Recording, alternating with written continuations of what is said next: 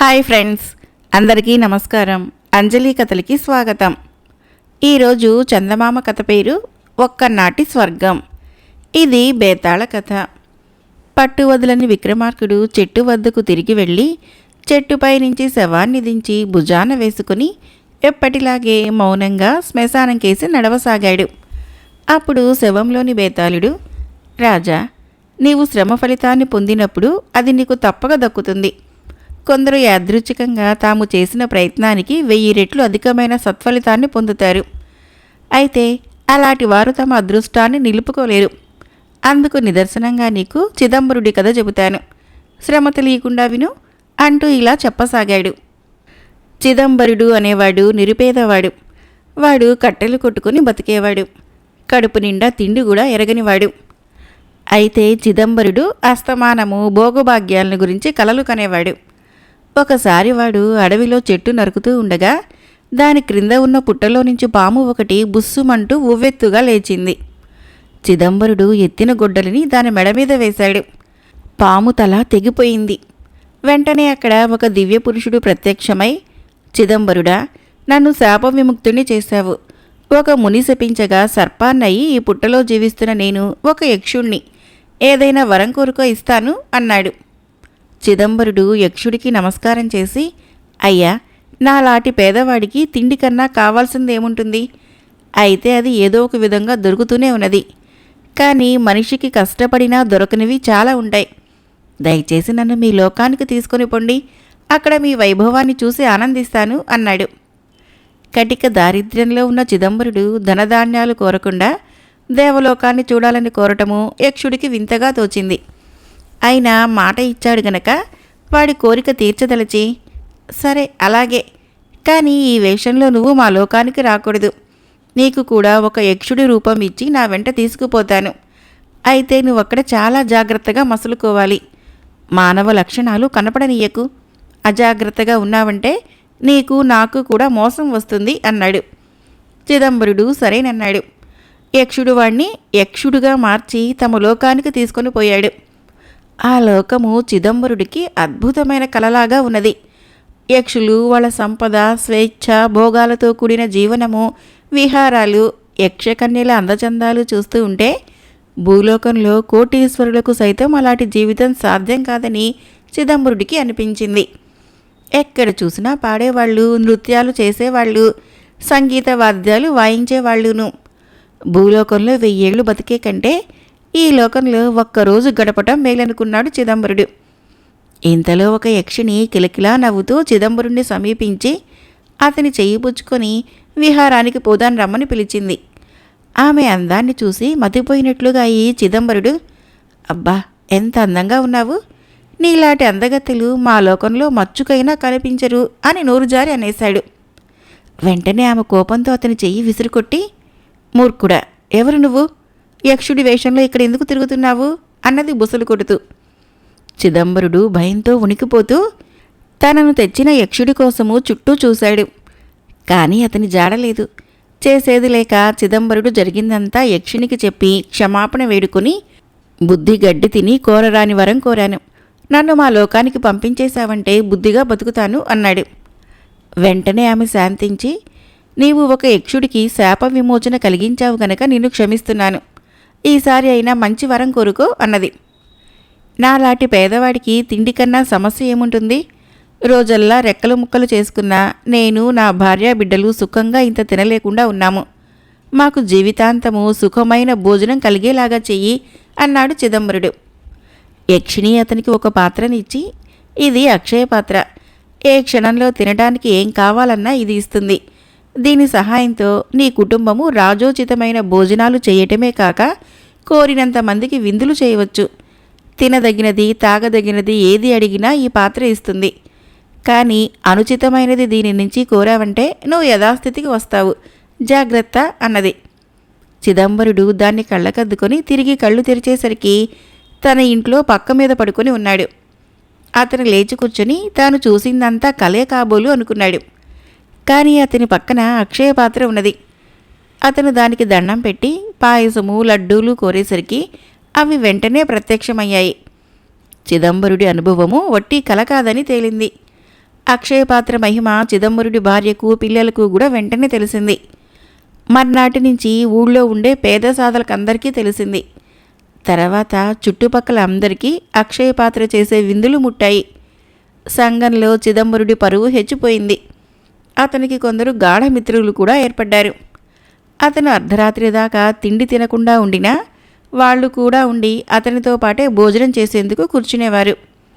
ఒకరోజు రాత్రి చాలా పొద్దుపోయి చిదంబరుడు అతని మిత్రులు భోజనానికి కూర్చున్నప్పుడు వాళ్ళు మద్యం కోరారు. అక్షయపాత్రను చిదంబరుడు మద్యం ఎన్నడూ అడిగి ఉండలేదు. కానీ తన స్నేహితుల తృప్తి కోసము ఈరోజు అడిగాడు. వెంటనే అక్షయపాత్ర వాళ్ళు కోరినంత మద్యాన్నిచ్చింది. తన స్నేహితులతో పాటు చిదంబరుడు కూడా తప్పతాగాడు. అతని స్నేహితులు తూలుతూ నృత్యాలు చేయసాగారు. వెంటనే చిదంబరుడికి యక్షస్త్రీల నృత్యాలు జ్ఞాపకం వచ్చి తన స్నేహితులతో వాటిని గురించి గొప్పగా చెప్పాడు. వాళ్ళు అతనితో, మాకు కూడా యక్షిణుల నృత్యం చూపించరా, నువ్వు తలుచుకుంటే అది సాధ్యం కాదా, ఏది అడిగినా ఇచ్చే అక్షయపాత్ర ఒక యక్షిణిని పిలిచి నృత్యం చేయించలేదా అని బ్రతిమలాడారు. తాగి మైకంలో ఉన్న చిదంబరుడికి వాళ్ళ కోరిక సబబుగానే కనిపించింది. అతను అక్షయపాత్రను వేడుకుంటూ ఒక యక్షిణిని ఇవ్వమన్నాడు. కానీ అక్షయపాత్ర ఏమీ చేయలేదు. చిదంబరుడు దాన్ని ఎంత బ్రతిమిలాడినా ప్రయోజనం లేకపోయింది. స్నేహితుల మధ్య అతనికి తీరని అవమానం జరిగినట్లయింది. ఆవేశంతో అతను కర్ర తీసుకొని అక్షయపాత్రను ఒక్కటి పెట్టాడు. అది ముక్కలు ముక్కలైంది. మర్నాటి నుంచి చిదంబరుడు గొడ్డలి భుజాన పెట్టుకుని కట్టెలు కొట్టి తన కుటుంబాన్ని పోషించవలసిన వాడైనాడు. బేతాళుడు ఈ కథను చెప్పి, రాజా, మొట్టమొదట యక్షుడు వరం కోరమన్నప్పుడు తన తిండి సమస్యను లక్ష్యపెట్టని చిదంబరుడు యక్షిణితో అదే తన జీవిత సమస్య అయినట్లు చెప్పి అక్షయపాత్రను ఎందుకు తీసుకున్నాడు? అక్షయపాత్రతో సమాజంలో ఎంతో పైకి వచ్చినవాడు దానిమీద తన అహంకారం ఎందుకు చూపించాడు? ఈ సందేహాలకి సమాధానం తెలిసి కూడా చెప్పలేకపోయావో నీ తల పగిలిపోతుంది అన్నాడు. దానికి విక్రమార్కుడు, చిదంబరుడు తన జీవితం గురించి వాస్తవ దృక్పథం కలిగినవాడు. అందుచేతనే వాడు కడుపు నిండా తిండి లేకపోయినా భోగభాగ్యాలను గురించి కలలు కనేవాడు. యక్షుడు తనను వరం కోరమన్నప్పుడు యక్షలోకం చూడాలని కోరుకున్నాడు. ఆ విధంగా వాడి కలలు పండాయనవచ్చు. కానీ అంతలోనే వాడు యక్షిణి శాపానికి గురయ్యే పరిస్థితి ఏర్పడి స్వస్వరూప జ్ఞానం కలిగింది. అయితే అక్షయపాత్ర వలన వాడు కోటీశ్వరుడి హోదా సమాజంలో సంపాదించగలిగినాడు. అప్పుడు వాడు తాను నిజంగా కోటీశ్వరుడినైపోయినాననుకుని కోటీశ్వరుడికి గాని చెల్లని మనస్తత్వం తెచ్చిపెట్టుకున్నాడు. నిజమైన కోటీశ్వరుడికి ఉండే భౌతికమైన ఆధారం వాడికి లేదు. వాడికున్న ఆధారము అక్షయపాత్ర. ఆ మాట మరచి తన దురహంకారాన్ని దానిమీదనే చూపి వాడు యథాస్థితికి వచ్చాడు అన్నాడు. రాజుకు ఈ విధంగా మౌనభంగం కలగగానే బేతాళుడు శవంతో సహా మాయమై తిరిగి చెట్టెక్కాడు. మరొక కథ పేరు నిలకడ లేని శిష్యుడు. ఈ కథను రచించిన వారు వసుంధర గారు. కమలుడు తెలివితేటలు కలవాడు. అయితే అతనికి ఉన్న ఊళ్ళో చదువుకోవటం పడలేదు. ఎందుకంటే ఆ ఊళ్ళో ఉన్న జీవనుడు అనే గురువుకు ఒక పద్ధతి నియమము లేదు. విద్యార్థులకు తోచినప్పుడు చదువు చెబుతాడు. జాము పొద్దెక్కి లేస్తాడు. రోజు స్నానం కూడా చేయడు. జీవనుడి దగ్గర కమలుడు 1 మాసం రోజులు చదువుకున్నాక అతని తండ్రి అతన్ని పొరుగుళ్ళో బంధువుల ఇంట పెట్టి మాతంగుడు అనే గురువు దగ్గరికి చేర్చాడు. మాతంగుడి అలవాట్లు మంచివి. తన శిష్యులకు ఆయన మంచి అలవాట్లు బోధించేవాడు.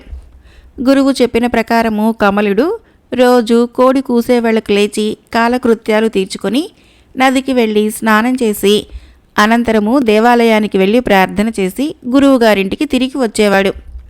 అప్పటికి మాతంగుడు జపం చేసుకుంటూ ఉండేవాడు. జపం పూర్తి అయ్యేసరికి 2 గంటలు పట్టేది.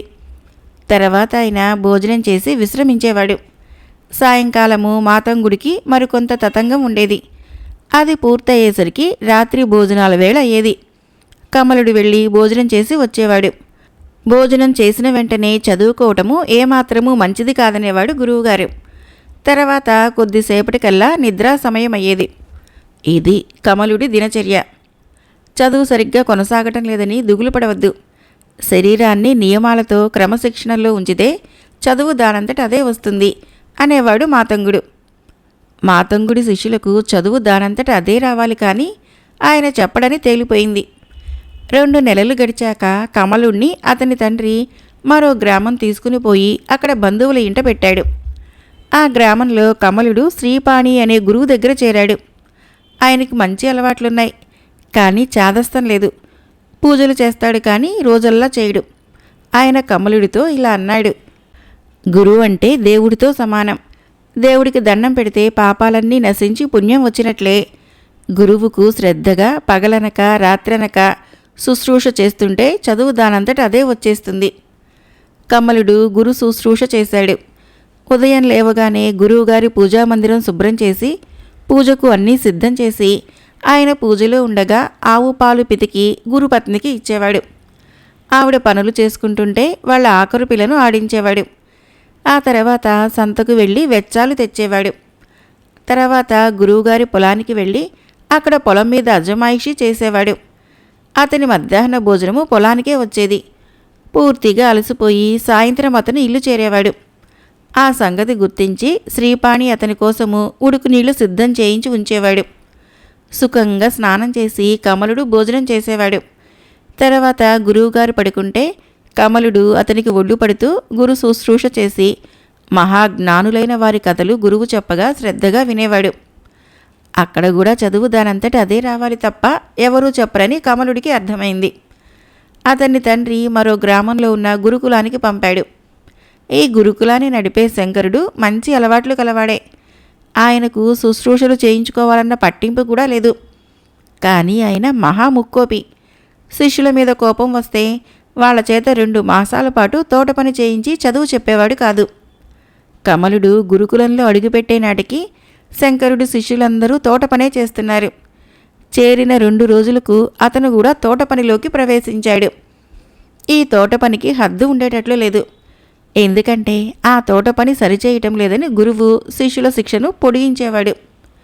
ఈ విధంగా జీవితం అంతా తోట పనిలోనే గడిచిపోతుందని కమలుడికి తోచింది. అతను ఈసారి తానే నిర్ణయం తీసుకుని గురుకులాన్ని వదిలిపెట్టి ఇంకో గ్రామానికి పోయి అక్కడ సుగాత్రుడు అనే గురువు దగ్గర చేరాడు. సుగాత్రుడు సంగీత ప్రియుడు. ఆయన తన గురువుగారి వద్ద తంబూరా వాయించి సంగీతమంతా తానే నేర్చుకున్నాడట. ఆయన కమలుడికి తంబూరా ఇచ్చి తాను పాడసాగాడు. 2 సంవత్సరాల పాటు కమలుడు చాలా గ్రామాలు తిరిగాడు. ప్రతి చోట అతనికి చదువు దానంతట అదే రావాల్సిన అవసరం కనిపించింది. అతను తన గ్రామానికే తిరిగిపోదామనుకున్నాడు. కానీ అక్కడి గురువుకు ఒక పద్ధతి పాడు బొత్తిగా లేదని గుర్తుకు వచ్చి ఆ ఉద్దేశం మార్చుకున్నాడు. ఈలోగా కమలుడు ఉన్న గ్రామానికి ఎవరో యువకుడు వచ్చి వేదాంత ఉపన్యాసాలు ఇస్తున్నట్లు తెలిసింది. కమలుడు కూడా ఉపన్యాసం వినటానికి వెళ్ళాడు. ఉపన్యాసము చాలా ధారాళంగా సాగింది. కానీ ఆ కుర్రవాణ్ణి అభినందించుదామని కమలుడు దగ్గరికి వెళ్ళి చూస్తే అతనెవరో కాదు, తన గ్రామానికే చెందిన మాధవుడు. ఇద్దరూ ఒకరినొకరు గుర్తించి కౌగలించుకున్నారు. నా విద్యాభ్యాసం ముగిసింది. దాన్ని విస్తృతపరుచుకోవటానికి 1 సంవత్సరం పాటు ఊరూరు తిరిగి ఉపన్యాసాలు ఇవ్వమని గురువుగారు చెప్పారు అన్నాడు మాధవుడు. కమలుడు ఆశ్చర్యంగా, 2 సంవత్సరాల క్రితము నీకు అక్షరజ్ఞానం మాత్రమే ఉండేది. ఇంత కొద్ది కాలంలో నీకు ఇంత విజ్ఞానం ప్రసాదించిన నీ గురువు ఎవరు అని అడిగాడు. 2 సంవత్సరాలంటే కొన్ని వందల రోజులు కదా, అది కొద్ది వ్యవధి ఎలా అవుతుంది? నీకు తెలుసు కదా, జీవనుడే నాకు గురువు. నువ్వు కూడా చాలా జ్ఞానం సంపాదించి ఉంటావు అన్నాడు మాధవుడు. మంచి గురువు కోసం వెతుకుతూ మంచి అలవాట్లు నేర్చుకున్నాను. ఇంటి పనులు, పొలం పనులు, తోట పనులు నేర్చుకున్నాను. తంబూరా మీటటం నేర్చుకున్నాను. పెద్దలకు సేవలు చేయటం నేర్చుకున్నాను. ఇక వెళ్ళి జీవనుడి వద్ద చదువు నేర్చుకుంటాను అన్నాడు కమలుడు. మరొక కథ పేరు సమయస్ఫూర్తి. ఈ కథను రచించిన వారు ఏసీ సర్కార్ గారు. చాలా కాలం క్రితము ఆల్ఫ్ పర్వతాల మంచులోయలో మంచుదేశము అనే దేశం ఒకటి ఉండేది. అక్కడి ప్రకృతి సౌందర్యము వర్ణనాతీతంగా ఉండేది. ఓమస్ అనే రాజు ఆ దేశాన్ని పరిపాలించేవాడు. ఆయనకు మగపిల్లలు లేరు. ఆయన ఏకైక పుత్రిక స్నోవైట్, గొప్ప సౌందర్యవతి. ఆమెకు 18 సంవత్సరాలప్పుడు ఆమె తండ్రి మరణించి ఆమెను ఏకాకిని చేశాడు. అయినా ఆమె కుంగిపోలేదు. ఆమె తెలివితేటలు గలది. రాజ్యపాలనకు కావలసిన విద్యలన్నీ తండ్రి ఉండగానే పొందింది. ఆమె అందం గురించి విని చుట్టుపక్కల అనేక మంది రాజకుమారులు ఆమెను పెళ్లాడతామని వచ్చారు. అయితే ఆమె తన వివాహానికి ఒక షరతు పెట్టింది. తనను వరించి వచ్చినవాడు ఒక పరీక్షలో నెగ్గాలి. అతన్ని రాజకుమార్తె తనతో పాటు భోజనానికి కూర్చోబెట్టి షడ్రసోపేతంగా భోజనం పెట్టేది. భోజనానంతరము ఒక ప్లేటులో మంచుగడ్డ అతని ముందు పెట్టి అతని చేతికి ఒక దారం ఇచ్చి దాన్ని మంచుగడ్డకు కట్టకుండా దాని సహాయంతో మంచుగడ్డను పైకి ఎత్తమనేది. పెళ్లాడ వచ్చినవాడు దారం కొసను మంచుగడ్డ పైభాగానికి అంటించి అందుకుగాను మంచుపొడి ఉపయోగించి మంచుగడ్డను పైకి ఎత్తాలి. మంచుపొడి పక్కనే ఉన్న ఒక చిన్న పాత్రలో ఉండేది. పెళ్లాడ వచ్చిన వాళ్ళందరూ ఈ పరీక్షలో ఓడారు. వాళ్ళు చేయలేని పని తాను చేయగలనని స్నోవైట్ చూపించింది. ఓడిన రాజకుమారులు తిరిగిపోలేదు. నియమం ప్రకారము వాళ్ళు స్నోవైట్ రాజభవనంలో బందీలుగా ఉండిపోయారు. రాజు చనిపోయి ఏడాది గడిచింది. అనేక మంది రాజకుమారులు స్నోవైట్ను పెళ్లాడగోరి వచ్చి పరీక్షలో ఓడి ఆమెకు బందీలయ్యారు. మంచుదేశం మంత్రి వృద్ధుడయ్యాడు. త్వరగా స్నోవైట్ వివాహం జరగాలని ఆయన కోరిక. కానీ ఆయన నిస్సహాయుడు. స్నోవైట్ నిర్ణయము అమలు జరిగి తీరాలి. మంచు దేశానికి కొంత దూరంలో ఒక దేశం ఉన్నది. దాని రాజకుమారుడు జాన్ అంటే మంత్రికి అభిమానం. జాన్ అందగాడు, గంభీర స్వభావం కలవాడు, విద్యావంతుడు, అన్నింటినీ మించి సూర్యుడును. జాన్ కూడా వచ్చి పరీక్షకు నిలబడతానన్నప్పుడు మంత్రి అతన్ని వారిస్తూ తొందరపడవద్దన్నాడు. అతను పరీక్షలో నెగ్గే అవకాశం ఏర్పడిన దాకా వేచి ఉండమన్నాడు.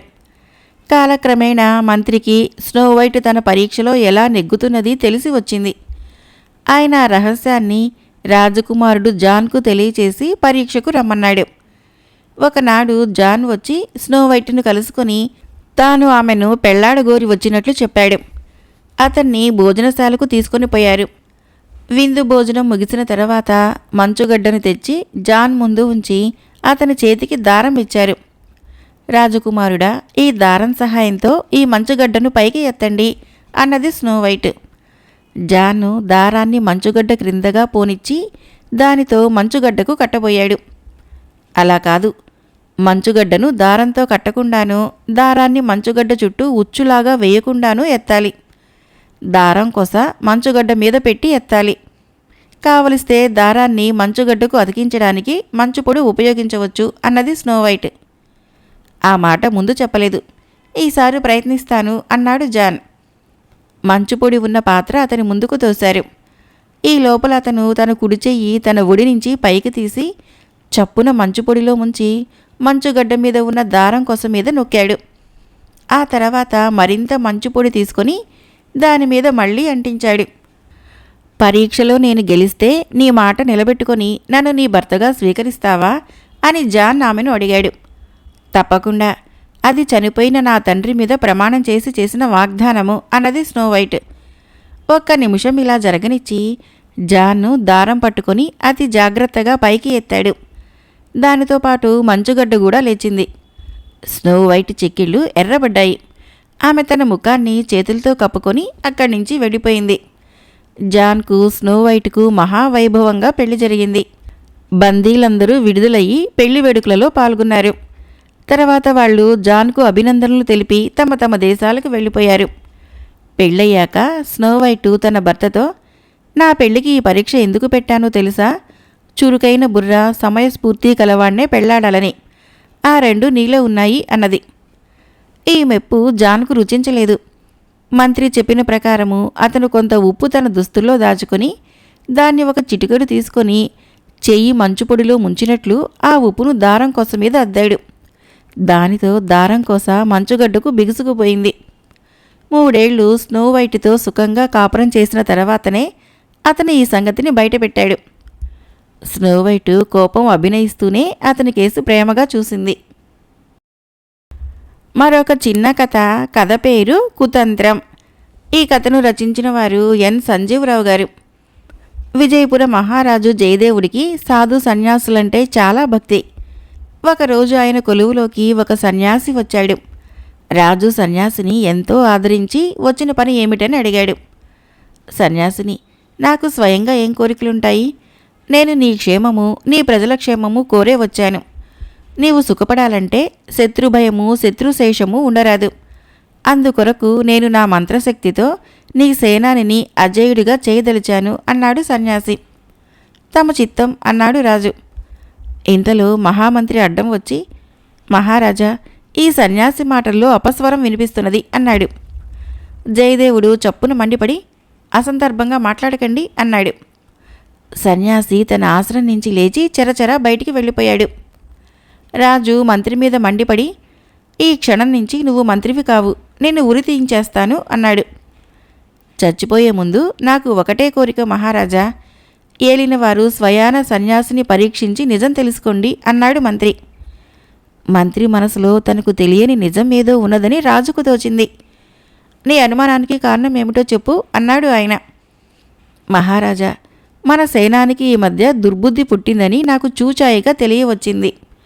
నా అనుమానం రుజువు కాగానే తమతో మనవి చేద్దామనుకుంటున్నాను అన్నాడు మంత్రి. ఇంతకు ఈ సన్యాసి మీద అనుమానానికి కారణం ఏమిటి అని రాజు అడిగాడు. తమకు సన్యాసులంటే భక్తి అన్నది లోకమెరిగిన సంగతే. అందుచేత సేనాని తన ప్రయోజనం కోసము ఒక సన్యాసిని వినియోగిస్తే ఆశ్చర్యం లేదు. సేనానిని అజేయుడిగా చేసే మంత్రశక్తి సన్యాసికి ఉంటే ఏలిన వారినే చేయవచ్చును కదా, మధ్యలో సేనానిని చేయటం దేనికి?